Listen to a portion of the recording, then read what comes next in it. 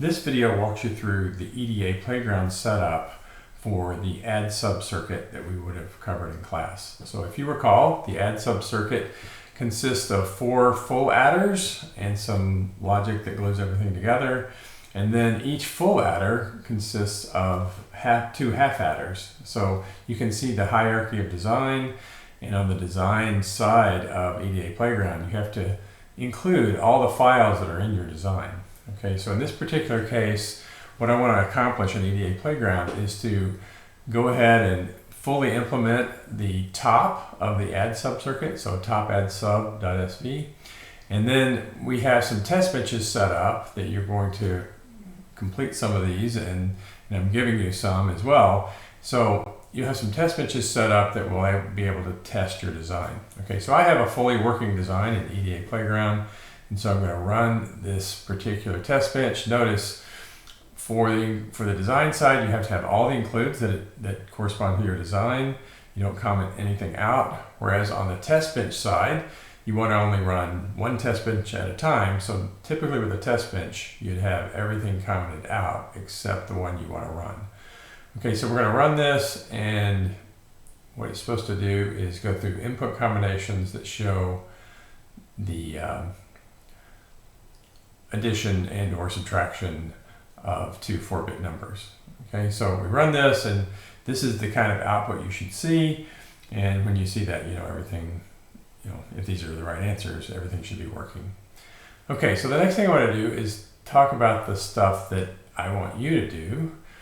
Okay, so I've given you a template that's based on this design. So here's the template. We still have the design files. I went ahead and put the includes in.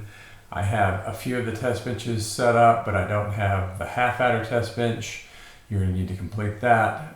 I did give you the full adder test bench, and I gave you the top add sub test bench. This one we don't really need. I can get rid of that. Okay, and so you have various test benches that show up, and you can run the ones that you want in the EDA Playground. So this is a template, and you're going to have to complete various things. So one of the things I want you to do is I'm going to give you the schematic for the half adder, and I want you to fully implement, from scratch, typing it in by hand, the module description for the half adder. All right, same thing for the full adder. The full adder is made up of 2 half adders. You can see that in the circuit diagram in the lab write-up. Write code that fully describes the full adder by instantiating 2 half adders and putting the glue logic that makes everything work together. All right, we would have talked about that in class.